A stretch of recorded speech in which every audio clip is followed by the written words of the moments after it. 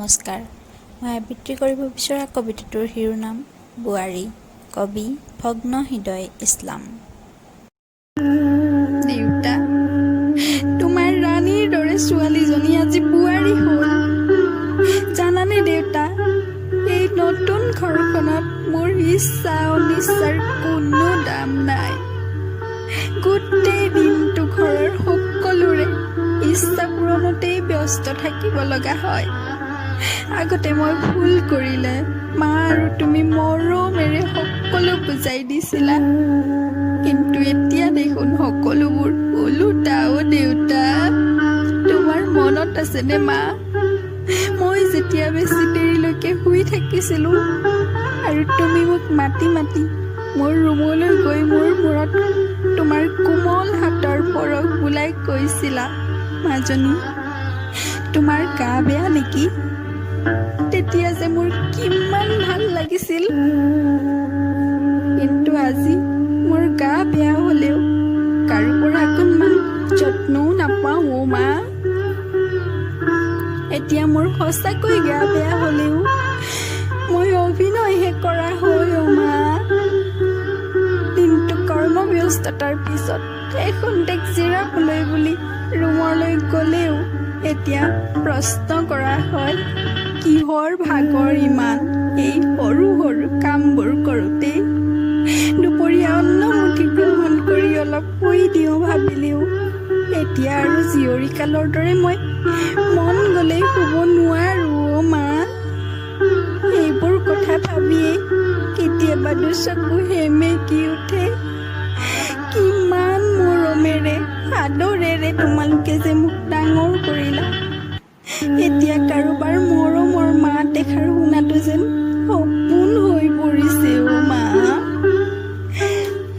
জানানে দেউতা, কেতিয়াবা যৌতুকক লৈও বহু কথাই শুনিব লগা হয়, কিন্তু তোমালোকে দিয়া আদৰ্শ আৰু সংস্কাৰৰ বাবেই মই প্ৰতিবাদ নকৰি আঁতৰি ফুৰিব চেষ্টা কৰো। কাৰণ তুমিয়েতো মোক বিয়াৰ দিনা কৈছিলা, এই নতুন ঘৰখনেই এতিয়া মোৰ ঠিকনা। সেয়েহে সকলোৰে লগত মিলা প্ৰীতিৰে হাই কাজিয়া নকৰাকৈ থাকিব লাগিব আৰু শাহু মা আৰু শহুৰ দেউতাৰ কথা শুনিব লাগিব। তোমালোকৰ কথা শুনাৰ দৰেই আজিও মই সেয়াই কৰি আছো দেউতা, তুমি কোৱাৰ দৰেই। কিন্তু তোমালোকৰ কথা আৰু নতুন মা দেউতাৰ কথাৰ মাজত বহুত পাৰ্থক্য আছে দেউতা। তুমিয়েই কোৱাচোন, কিমান সহ্য কৰিম? মানসিকভাৱে সদায় ধৰ্ষণৰ বলি হোৱাৰ উপৰিও কেতিয়াবা শাৰীৰিকভাৱেও ধৰ্ষণৰ বলি হ'ব লগা হয় দেউতা। মোৰ দৰে চাগে প্ৰত্যেকজনী নাৰীয়ে হয়তো এই ধৰ্ষণৰ বলি প্ৰায়ে হ'ব লগা হয়।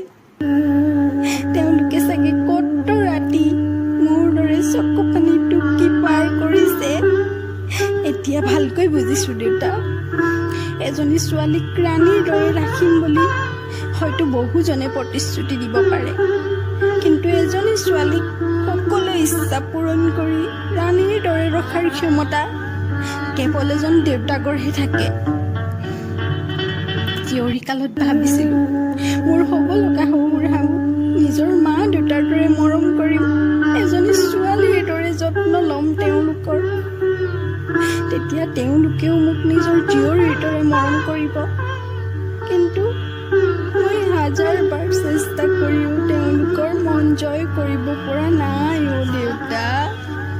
সঁচাকৈয়ে ছোৱালী হৈ জন্ম লোৱাটো সহজ কথা নহয়, এয়া মই ভালদৰে বুজি উঠিছো। মই ইমানখিনি ত্যাগ কৰাৰ পিছতো দেখোন দুখী ময়েই, নিৰ্যাতনৰ বলি হওঁ ময়েই। ছোৱালী হৈ জন্ম লৈ জীয়াই থকাটো বহুত কষ্টকৰ দেউতা। কিন্তু দেউতা, তুমি চিন্তা নকৰিবা, তোমাৰ ছোৱালী দুৰ্বল নহয়। তোমাৰ ছোৱালী এগৰাকী ভাল বোৱাৰী হ'বই, মোৰ বিশ্বাস আছে দেউতা। মই পাৰিম, মাথো তুমি আশীৰ্বাদ কৰিবা দেউতা, মাথো তুমি আশীৰ্বাদ কৰিবা।